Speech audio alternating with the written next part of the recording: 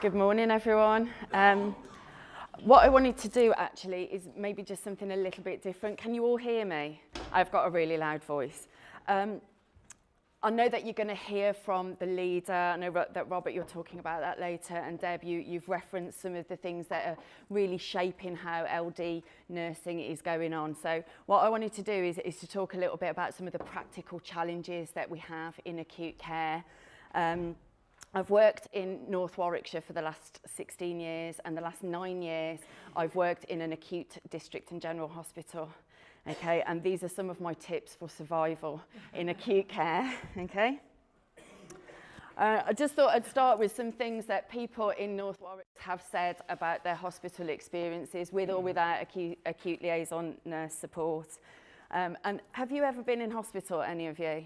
Have you ever been admitted to hospital? I've been really lucky because I've had emergency surgery twice and I've had planned surgery twice, okay? And every time it's been terrifying. I've been absolutely petrified. I've only wanted limited amounts of information because too much information was too scary for me, you know, and I've found it a very lonely place, okay? Imagine that when you've got a learning disability as well, or some sensory impairments, or some other vulnerabilities, and it becomes a really, really scary landscape. So, as learning disability nurses, what can we do? And I think the first thing that we can do for the people that we serve is try to avoid them having to be admitted into hospital, okay? And Deb, you talked a little bit about some of the health interventions that we need to do. You know, we need to be health educators, we need to be health facilitators, we need to be teaching people and their carers and their families how to stay healthy, how to maximise your health, and how to be responsible for your own health. Okay. We need to be clinical nurses as well. You know, we are nurses, we need to be clinical, we need to understand what early warning signs are, we need to know what a normal blood pressure is, what a normal temperature is. We need to be able to support people to have those tests done so that we can see what our people's baselines are, so that we know if there's any change in their behaviour. We can also link that to maybe a change in their physical health. Desensitisation work is so important. If people get used to having their blood pressure done, then they're used to having their blood pressure done. It's, you know, it's not a big deal for them, you know, and then it's a really great way of monitoring them and helping them to stay away from hospital. And we know about the health inequalities. I'm not going to talk too much about it. You know, we know the health inequalities that people with learning disabilities experience. So, you know, be clinical, know about your respiratory systems, your gastro problems. Earwax is a big thing of mine because it can cause so many problems and it's so easy to remedy. You know, get an otoscope, learn how to do those otoscopic examinations that can really help your people. Constipation. You know, very pertinent, especially with Robert's awful story recently. You know, but that's something that we should be addressing, we should be assessing for, we should be managing. You know, and nurse-led dysphagia screens, we can still do them, you know, so be clinical, try and avoid admission if at all possible. Sometimes you can't avoid admission, you know, and when it's a planned admission, there's certain stuff that you can do that will really help the people that you're serving. Hospital passports, I'm a huge fan of these as patient health records, and if I had one mission in life, it would be to get these electronic digital hospital passports that we can upload onto the NHS spine, that we can access from various different places, you know, because we know the systems don't talk to each other. So if it's on the GP system, it's sure as hell ain't on the hospital system, you know, and if it's on a care home system, it's not linked to anywhere, you know, and it would be lovely to have digital hospital passports that we can update contemporaneously and that will really help our people. Those desensitisation visits as well, you know, we talk about reasonable adjustments, don't we? And reasonable adjustments are absolutely fantastic. And there's little reasonable adjustments that you can make. The first appointment of the day, having that double appointment time, all those kind of things that are really important. But I've had to make some really big reasonable adjustments for some of my patients in my time as an acute liaison nurse. And I think that includes getting the whole theatre team to put T-shirts on over the top of their scrubs so that they're not in uniform. We've induced anaesthesia in people's cars and then had a stretcher and an anaesthetic team outside to quickly scoot them into theatre. You know, we've done all kinds of things like that take quite a lot of planning and coordination, and they also take a lot of really creative thinking. Okay, so clinical and creative. I'm working on some more C's, okay? Cunning, yeah, a cunning plan is always a good plan, isn't it? You know, so that when we are planning for admissions, we've done all the best interest work. We've flagged that these people have reasonable adjustments and what those reasonable adjustments need to be to work for that particular individual.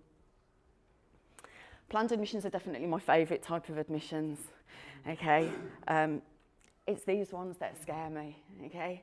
Emergency admissions are so traumatic for everybody. You know, they're really traumatic for the person who's very sick. They're really traumatic for the family and for the carers. And quite often they're really traumatic for the general medical staff as well, because they're not used to dealing with people with communication difficulties, with sensory impairments, with those additional needs. So it can be a scary situation for everybody. What do we need to do as learning disability nurses? Okay, we need to make friends with our acute providers. We need to make friends with people in acute services. Speak to your matrons in A&E and befriend them, you know, and then you can give them the heads up when people are coming in, how you can support people, what support these people need, can they be triaged quicker. In the hospital where I work, we now have a fast track system.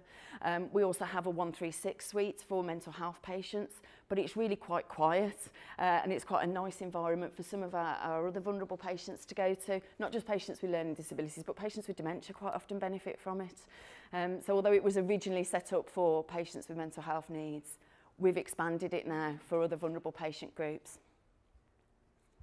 Negotiate who's going to do what, okay? A lot of carers want to come in and stay for the entire duration of the admission, and that's okay.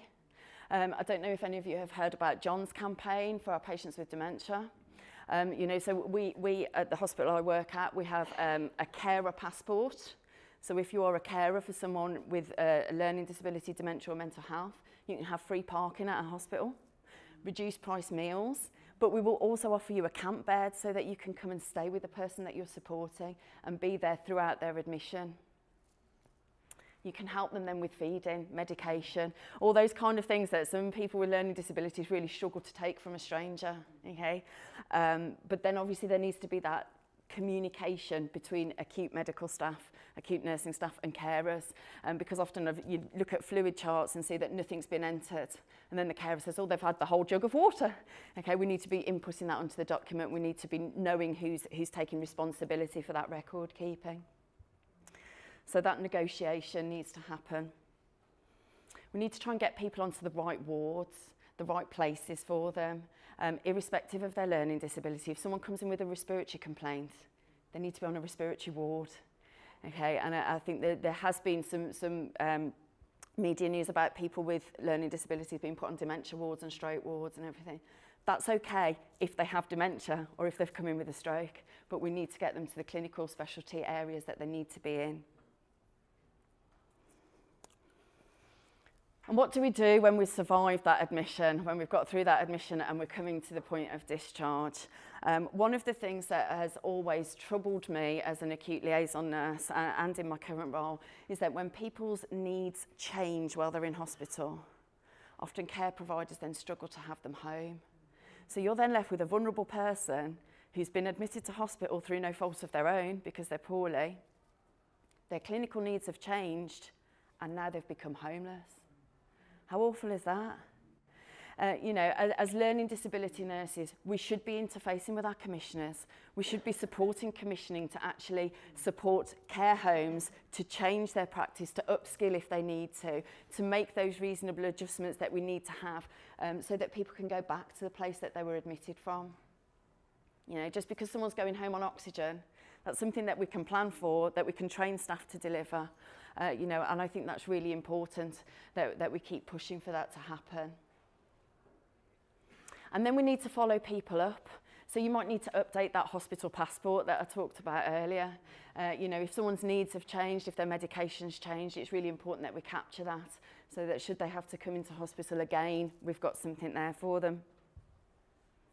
What else do we need to update? We might need to update their care plans to accommodate a change in need. And then we might need to still just be aware of what those early warning signs are, and that we're monitoring people's early warning signs closely. Especially surgical patients, they're much more likely to have infections after they've had surgery. And as nurses, we need to be mindful of what those early warning signs look like and what to do if we see them.